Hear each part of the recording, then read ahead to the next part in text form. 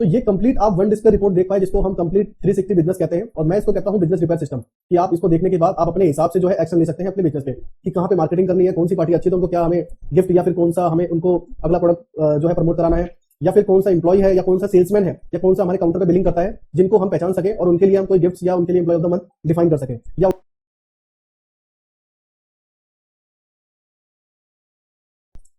Hello दोस्तों इस video में हम सीखेंगे कंप्लीट बिजनेस रिपोर्ट को और साथ ही साथ समझेंगे अपने बिजनेस रिपेयर सिस्टम को। तो बिजनेस रिपेयर सिस्टम क्या है, आप अपनी रिपोर्ट के बेस पे आपको अपने बिजनेस में कहां पर काम करना है और कैसे काम करना है, ये सभी चीजें आपको जो है इस वीडियो में समझ में आने वाली है।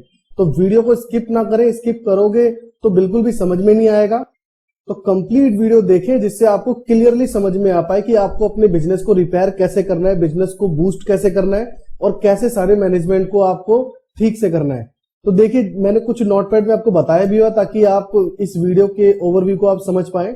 ये कंप्लीट डैशबोर्ड रिपोर्ट है। जैसे अभी नॉर्मली आप रिपोर्ट देखते हैं, सेल्स की अलग देखते हैं, आइटम की अलग देखते हैं, परचेज की अलग देखते हैं, इन्वेंट्री की अलग देखते हैं, कौन सा आइटम सेल ज्यादा है कौन सा कम है, ये सारी रिपोर्ट आप अलग अलग देखते हैं।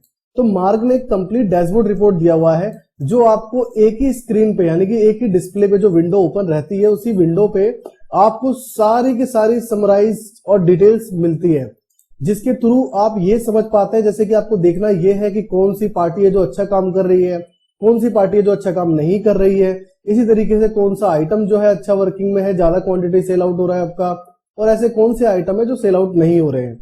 ऐसी इसी तरीके से एरिया, आपका कंपनी और सेल्समैन, ये तो मैंने कुछ ही पॉइंट्स यहाँ पे बताए हुए हैं, और भी पॉइंट्स जो है इस वीडियो में हम देखेंगे। तो चलिए चलते हैं डायरेक्टली मार्क सॉफ्टवेयर में। तो जैसा कि जो है आप अपना मार्क सॉफ्टवेयर ओपन करेंगे, ओपन करते के साथ ही आप मेरा माउस पॉइंटर देखिए, आप यहाँ पे देख रहे होंगे एक छोटे से टैब जो यहाँ पे आपको दिखाई दे रहे हैं। तो यहाँ पे एक रेड कलर का आपको टैब दिखेगा डैशबोर्ड का। जैसे ही आप इस डैशबोर्ड पे क्लिक करेंगे तो ये ऑटोमेटिक जो आपकी रिपोर्ट्स है वो जनरेट करता है, यानी कि इसमें कुछ आपका 20 से 30 सेकंड आपका टाइम लग सकता है। जैसा कि ये 10 सेकंड में ही मेरा ओपन हो गया, लेकिन मेरे में डेटा जो है कम है। हो सकता है कि आप बहुत पुराने जो है यूजर है मार्क के, तो आपका हो सकता है 30 से 40 सेकंड भी लग सके। तो जैसा कि सबसे पहले आपको ओवरव्यू समरी यहाँ पे मिल जाती है। मैं आपको सारी चीजें डिटेल्स में बताता हूँ। ये आपको ओवरव्यू समरी मिल जाती है कि आपने 9 घंटे में जो है कितनी पार्टी को बिल किया और कितने बिल्स करे हैं और कितना रेवेन्यू आपने जनरेट किया। जैसे कि आप देख पा रहे हैं कि 9 घंटे में 9 पार्टी को मैंने जो है बिल किया है और 9 जो है 9 बिल जनरेट हुए हैं, और कम से कम भी ये आई थिंक 38 लाख रुपए के समथिंग जो है आपको ये 9 घंटे में हमारा रेवेन्यू जनरेट हुआ है, और 118 क्वांटिटी मैं सेल कर चुका हूं। तो ये डिटेल्स जो है आपको यहाँ पे इस तरीके से दिख रही है कि आपने जो रेवेन्यू किया है वो आपको डिटेल्स आप यहाँ पे देख सके। उसके बाद आप देख रहे हैं एरिया चार्ट। तो एरिया चार्ट में क्या है कि अगर आपने अपने एरिया डिफाइन किया हुआ है, जैसे कि मैंने अपने जो भी मैं इसमें सेल्स परचेज का आपका डेटा क्रिएट कर रहा था, क्योंकि मैं ये चाह रहा था कि आपको प्रैक्टिकल सारी चीजों को दिखाऊं, वर्बली आपको कोई ऐसी चीजें ना बताऊं कि ये चीज हो सकती है, आप करेंगे तो हो जाएगी। तो मैंने प्रैक्टिकली ये डेटा बनाया है आपके लिए, जिससे आपको क्लियरली समझ में आ पाए। अब ये एरिया कैसे डिफाइन करना है मैं इसके बारे में भी आपको बताऊंगा। सबसे पहले मैं इसका ओवरव्यू दे दूं आपको। ये जो है एरिया चार्ट है, यहाँ पे आपको जो है ग्राफ में दिखेगा। ग्राफ में कैसे, जैसे कि ये जो है समराइज किया हुआ है इस चीजों को। आपको जो मेनली जो रिपोर्ट देखनी है वो अप की देखनी है, वो डाउन की देखनी है। अप मीन्स ये है कि ये जो मैंने एरिया जो सिलेक्ट यहाँ पे जो शो हो रहा है हमें, यहाँ पे ये हमें ये बता रहा है कि जो हमारा रोहिणी का एरिया है, रोहिणी के एरिया में जो है हम अच्छी सेल, मतलब हमें अच्छी ग्रोथ मिल रही है। ऐसी पंजाबी बाग, पीरागढ़ी, लाजपत नगर, एम्स एरिया, तो ये जितने भी एरिया हैं, एरिया वाइज कितनी पार्टी है, मतलब कितनी पार्टी को आपने बिल कितने नंबर्स में बिल किया है और कितनी पार्टी उस एरिया में अवेलेबल है, क्या रेवेन्यू आपने जनरेट किया है, कितनी कितनी क्वांटिटी सेल करी है, पर बिल कितनी क्वांटिटी गई है, आइटम टोटल कितने गए हैं, परसेंटेज वाइज क्या आपके पास ग्रोथ है। इसी तरीके से डाउन है, जैसे कि आप यहाँ पे देख रहे हैं कि आपकी एम्स एरिया में जो है कुछ खास सेल नहीं है, तो इसी तरीके से यहाँ पे डाउन एरिया आपको दिख गया, मतलब कि जो यहाँ पे आपका डाउन है। क्योंकि इसके हिसाब से क्या है कि आप एक्शन ले सकते हैं। एक्शन मीन्स कुछ इस तरीके का, मान लीजिए कि आप अपनी कंपनी के लिए या प्रोडक्ट के लिए मार्केटिंग करना चाहते हैं, और वो मार्केटिंग आपको मतलब क्लियरली ये या तो क्लियर नहीं है कि मार्केटिंग कहाँ पे करें, या फिर आप जो है एक जनरली अमाउंट लगा देते हैं, जैसे पूरे एरिया में, पूरे स्टेट में, कि हम जो है 2 लाख का, 10,000 का, 15,000 या 50,000 का बजट रखते हैं मार्केटिंग का। तो वो मार्केटिंग मतलब वो आपके लिए वेस्ट ऑफ मनी है। अगर आप अपनी रिपोर्ट के अनुसार मार्केटिंग करेंगे, जैसे कि मान लीजिए कि मुझे जो है एम्स के एरिया में ज्यादा जरूरत है मार्केटिंग करने की, क्योंकि ऑलरेडी मेरे को रोहिणी में अच्छी बिलिंग हो रही है, मेरी अच्छी पार्टी है और अच्छा जो है मेरे को रेवेन्यू भी जनरेट हो रहा है। तो मुझे जो ज्यादा मेहनत करनी है, यानी कि जो मैं अपना बजट जो मार्केटिंग का डिफाइन करूंगा वो इस तरीके से करूंगा कि रोहिणी का बजट ज्यादा है, पंजाबी बाग का फिर उससे थोड़ा सा कम, पीरागढ़ी का उससे थोड़ा सा कम, फिर लाजपत का कम, इस तरीके से, जिससे आप अपनी मार्केटिंग का सही बजट सही जगह पे लगा सकते हैं, जिससे आपको रेलेवेंट रिजल्ट मिलेंगे और अच्छी सेल ग्रोथ आपकी होगी। क्योंकि जिस एरिया में आपकी अच्छी सेल है, अच्छी ग्रोथ है, आपको वहां पे कम ही बजट लगाना है, क्योंकि वहां पे ऑलरेडी आपकी माउथ मार्केटिंग हो रही है, ऑलरेडी आपके बहुत अच्छे डीलर्स हैं, ऑलरेडी आपके पास रिपीट बिलिंग है, तो वहां पे लाइट मार्केटिंग करेंगे। जो हार्ड मार्केटिंग करेंगे आप वहां पे करेंगे जहां पे आपकी सेल्स नहीं है। तो इस चार्ट को आप कुछ इस तरीके से परसेंटेज में भी देख सकते हैं, नंबर्स में भी देख सकते हैं, और पार्टी के या जो भी एरिया है वो उनके नाम भी आप यहाँ पे देख सकते हैं। नेक्स्ट रिपोर्ट की ओर अगर हम बढ़ते हैं तो इसी तरीके से रूट है। मैंने इसमें रूट डिफाइन नहीं किया, जैसे कि मान लेते हैं रोहिणी में ही जो है बहुत सारे रूट है। कैसे रूट है? जैसे रोहिणी सेक्टर 22 है, 23 है, 24 है, 16 है, 17 है, 18 है, 19 है, 20 है, इस तरीके से क्या है, इसमें रूट्स हैं। अगर आप उन रूट को भी डिफाइन करना चाहो, मतलब और डीप अगर जाना चाहो, तो उसको भी आप मैनेज कर सकते हो। किस तरीके से? मान लीजिए अब रोहिणी में आपको मार्केटिंग करनी है, लेकिन रोहिणी में कहां पे मार्केटिंग करनी है? सेक्टर 20 में, 22 में, 24 में। मान लीजिए सेक्टर 20 की सेल आपकी अच्छी है, सेक्टर 24 की सेल आपके पास अच्छी नहीं है, तो आप वहां पे करेंगे। मैंने ये डेटा जो है डिफाइन नहीं किया हुआ, मैंने ऑलरेडी आपको बस एरिया का डिफाइन किया है, जिससे आप उस रिपोर्ट को देख के आप जो है अपने रूट की भी रिपोर्ट समझ जाएंगे कि किस तरीके से आपको दिखेगी। अब इसी तरीके से जो है कंपनी वाइज भी आपको रिपोर्ट मिलेगी। जैसे कि आप देख रहे हैं कि ये जो है ये आपको समरी दिखेगी कि कितने बिल हुए हैं, कितनी पार्टी को हुए हैं, क्या रेवेन्यू है, टोटल आपको समराइज यहाँ पे दिखेगा। अब इनमें से कौन टॉप पर है और कौन डाउन पर है, वो आपको जो है नीचे की रिपोर्ट, यानी कि जो यहाँ पे आप देख पा रहे हैं, कंपनी ग्रोथ अप और कंपनी ग्रोथ डाउन, यानी कि ये जो कंपनी है, इस कंपनी के साथ आप ये जो टॉप में कंपनियां आपको शो हो रही है, इनके साथ आप अच्छा काम कर रहे हैं। जो डाउन है, डाउन में मतलब कि आप नहीं, मतलब कि इनके प्रोडक्ट हो सकते हैं कि इस तरीके से है कि आपके पास एक अच्छा रेवेन्यू या अच्छी जो है आपके पास क्वांटिटी या सेल्स नहीं आ रही है। तो इसके बिहाफ पे क्या है, आप अपने आगे ऑर्डर को डिफाइन करेंगे।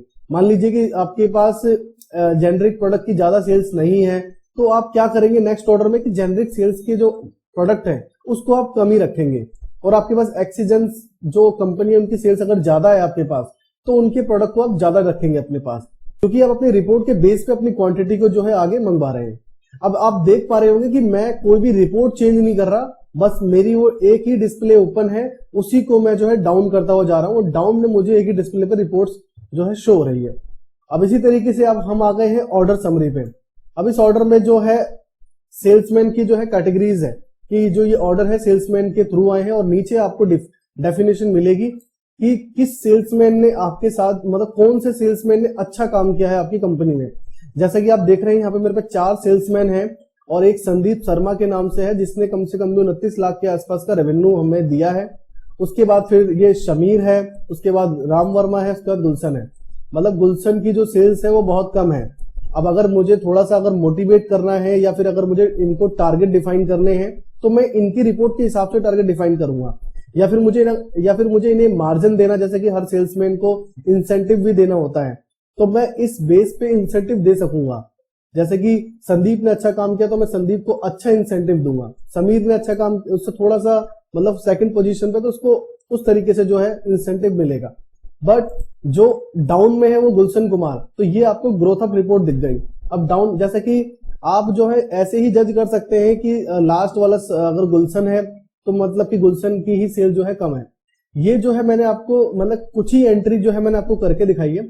मान लीजिए आपके पास सेल्समैन जो है 150, 200, 500 के तादाद में सेल्समैन है, उस कंडीशन में आप जो है देख नहीं पाएंगे। उस कंडीशन में आपको इसी तरीके से जो है बहुत इजी होगा कि टॉप में कौन सेल्समैन है और डाउन में कौन से हैं।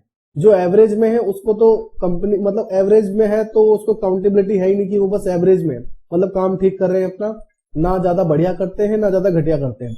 आपको जो ध्यान देना होता है उन पे ही ध्यान देना होता है, जो टॉप में है और जो डाउन में है। तो ये आपको इसीलिए 4-5 है तो इसलिए यहीं पे शो हो रहा है, बट जैसे ही आपके पास 20, 25, 50, 100, 150 सेल्समैन होंगे तो आपको रिपोर्ट बहुत अच्छे तरीके से दिखाई देगी यहाँ पे। उसी हिसाब से अब डाउन चले। अब ये है ऑपरेटर सेल्स।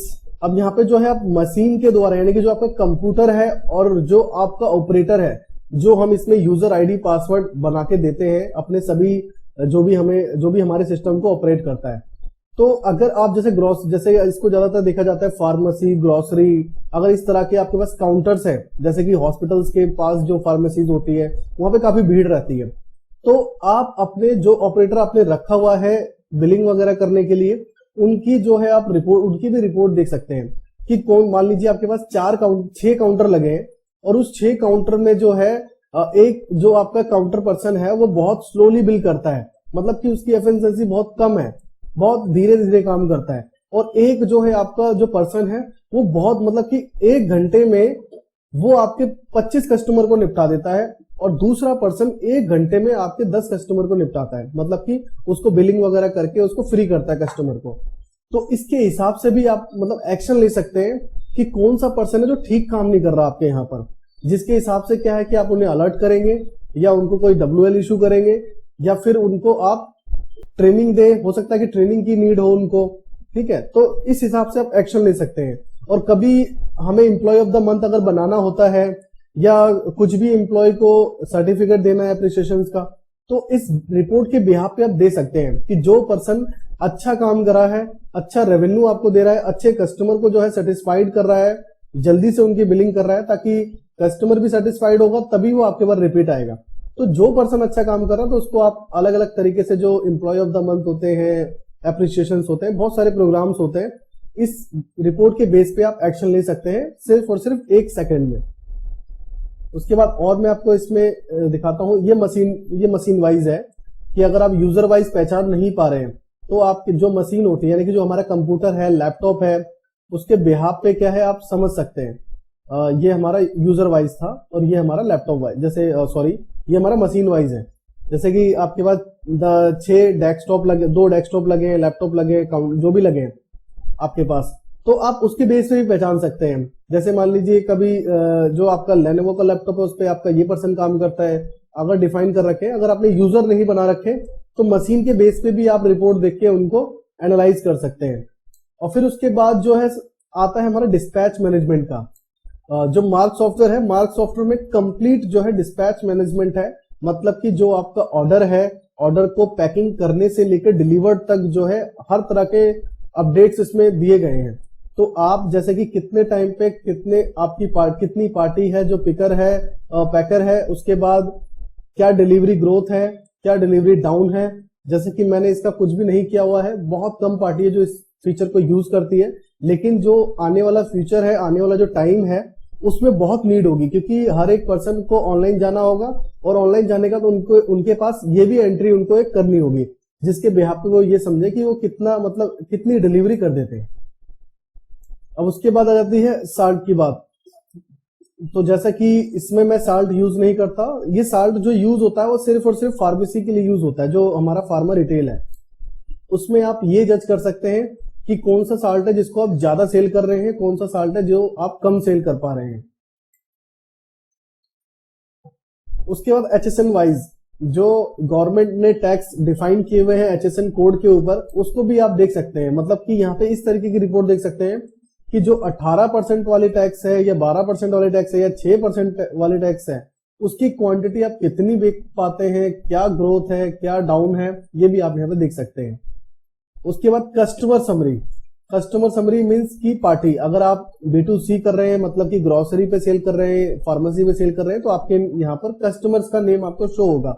और यदि आप B2B सेल कर रहे हैं, यानी कि होलसेलिंग कर रहे हैं या डिस्ट्रीब्यूशन कर रहे हैं या स्टॉकिस्ट हैं आप, तो आपको अपनी पार्टी के यहाँ पे नाम शो होंगे।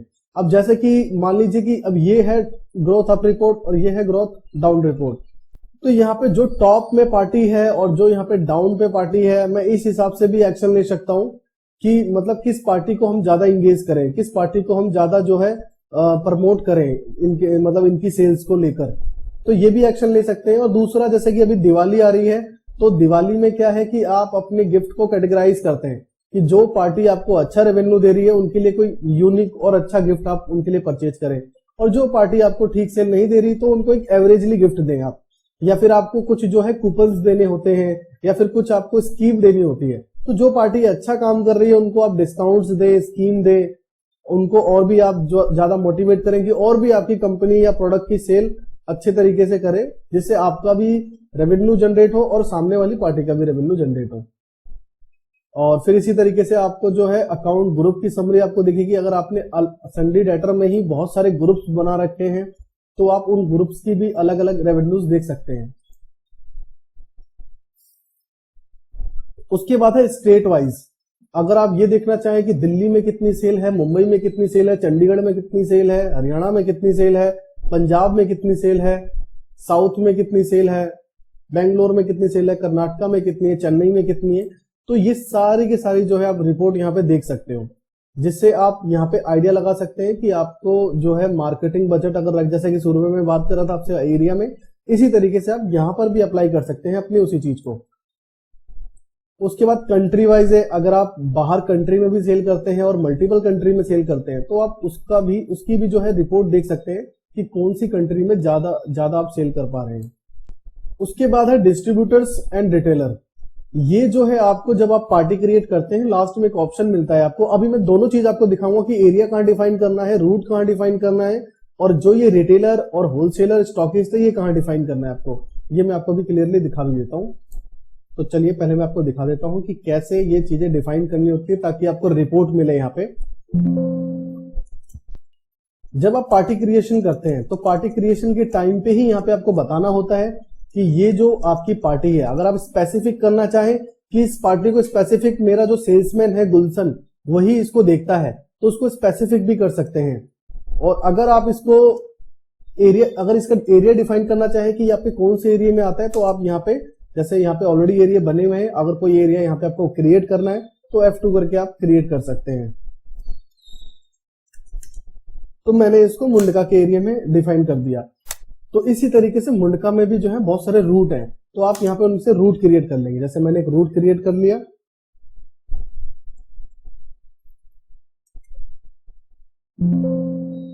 तो मैंने यहाँ पे क्रिएट कर दिया मुंडका इंडस्ट्रियल, इससे ही हम जो है समझ जाएंगे।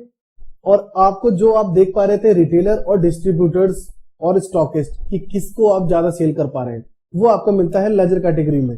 लेजर कैटेगरी में आप जब आएंगे तो यहाँ पे आप जो है चूज कर सकते हैं कि स्टॉकिस्ट है, डिस्ट्रीब्यूटर है या कौन है। अगर आप ये चीजें डिफाइन करके रखेंगे जब भी आप इसकी रिपोर्ट को देख पाएंगे। तो जैसा कि मैंने यहाँ पे आपको डिफाइन किया हुआ था रिटेलर, तो हमें रिटेलर की वहां पे जो है रिपोर्ट्स मिल रही है। अब आपका क्वेश्चन ये हो सकता है कि सर हमारे जो सॉफ्टवेयर में ना तो एरिया आ रहा है और ना ही रूट आ रहा है, ये दोनों ही ऑप्शन नहीं आ रहे और सेल्समैन का भी ऑप्शन नहीं आ रहा। तो ये ऑप्शन आपको आएगा यदि आपने सिल्वर परचेज कर रखा है या गोल्ड परचेज कर रखा है, तभी ये ऑप्शन आपको दिखेगा। और इसके लिए भी आपको इनेबल करना पड़ेगा। इनेबल करने के लिए आपको जो है मार्क सेटअप में आना है और यहाँ पे आपको लिखना है सेल्समैन।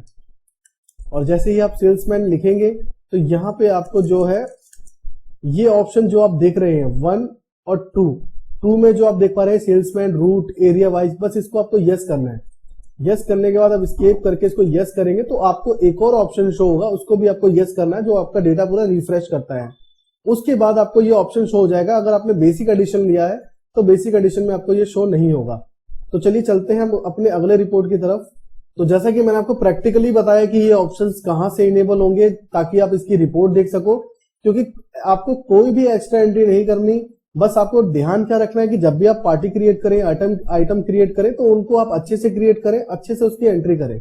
इसके लिए कोई भी डबल तिबल आपको एंट्री नहीं करनी। अब हम अगले स्टेप की ओर अगर चलें तो ये आप देख पा रहे होंगे रजिस्टर्ड एंड अनरजिस्टर्ड, मतलब कि कौन सी ऐसी पार्टी है जिनको आप जिन्हें आपने जीएसटी पे बिलिंग करी है, और कौन सी ऐसी पार्टियां हैं जिनको आपने जिनके पास जीएसटी नंबर है नहीं या जिनको आपने अन जीएसटी जो है बिलिंग करी है। तो उसकी भी आप रिपोर्ट यहाँ पे देख सकते हैं। उसके बाद जो है यहाँ पे आप देख सकते हैं टॉप आइटम, यानी कि ग्रोथ अप और ग्रोथ डाउन।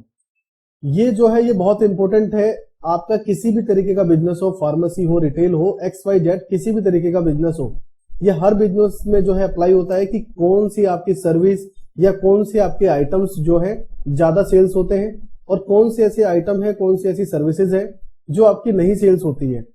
ये जैसे कि अभी आप देख पा रहे हैं इन्वेंट्री ही मेरे पास इतनी है। आपके पास जब बहुत सारी इन्वेंट्रीज होगी तो आपको ये पूरा मतलब क्लियरली देख पाएंगे कि जैसे कि आप ये देख पा रहे हैं कि ये जो प्रोडक्ट है बहुत अच्छा आपके मतलब बहुत अच्छी सेल्स है आपके पास इसकी, और जो यहाँ पे है डाउनग्रेड कि इन आइटमों की सेल्स जो है बहुत डाउन है, यानी कि असेंडिंग और डिसेंडिंग है यहाँ पे। तो ये कंप्लीट आप वन डिस्प्ले रिपोर्ट देख पाए जिसको हम कंप्लीट 360 बिजनेस कहते हैं, और मैं इसको कहता हूँ बिजनेस रिपेयर सिस्टम, कि आप इसको देखने के बाद आप अपने हिसाब से जो है एक्शन ले सकते हैं अपने बिजनेस पे कि कहाँ पे मार्केटिंग करनी है, कौन सी पार्टी अच्छी है तो उनको क्या हमें गिफ्ट या फिर कौन सा हमें उनको अगला प्रोडक्ट जो है प्रमोट कराना है, या फिर कौन सा एम्प्लॉय है या कौन सा सेल्समैन है या कौन सा हमारे काउंटर पे बिलिंग करता है जिनको हम पहचान सके और उनके लिए हम कोई गिफ्ट्स या उनके लिए employee of the month define कर सके, या उनकी जो और भी जो एफिशिएंसी है उसको बढ़ा सके, या उनकी हम उनका प्रमोशन कर सके कि अब ये जो सेल्समैन है अब सेल्समैन से एएसएम है या एएसएम से जो भी पोजीशंस होते हैं कंपनी के अंदर, आप इस चार्ट को देखकर जो है कंप्लीटली एक्शन ले पाएंगे। और इसके लिए आपको कोई भी मतलब कि कुछ भी आपको सोचना नहीं पड़ेगा, जो आपने एंट्री करी है उसी एंट्री के बेस पे ये आपको सारी रिपोर्ट दिख रही है। आप जो है 1 से 2 मिनट में एक्शन ले सकते हैं कि किस स्टेट, किस एरिया, किस रूट में आपको क्या काम करना है, किस सेल्समैन, किस एम्प्लॉय पे आपको क्या जो है काम करने की जरूरत है, किस पार्टी पे, किस आइटम पे आपको और क्या जो है यहाँ पे ग्रोथ करनी है या फिर क्या काम आपको करना है। 1 से 2 मिनट में ये सभी एक्शन ले पाएंगे अगर आप ये चार्ट देखते हैं तो। आई होप आपको ये वीडियो बहुत अच्छी लगी होगी, और अगर अच्छी लगी है तो वीडियो को लाइक करें, चैनल को सब्सक्राइब करें ताकि इसी तरह की जो है और इन्फॉर्मेशन मैं आपको दे सकूं। Thanks for watching.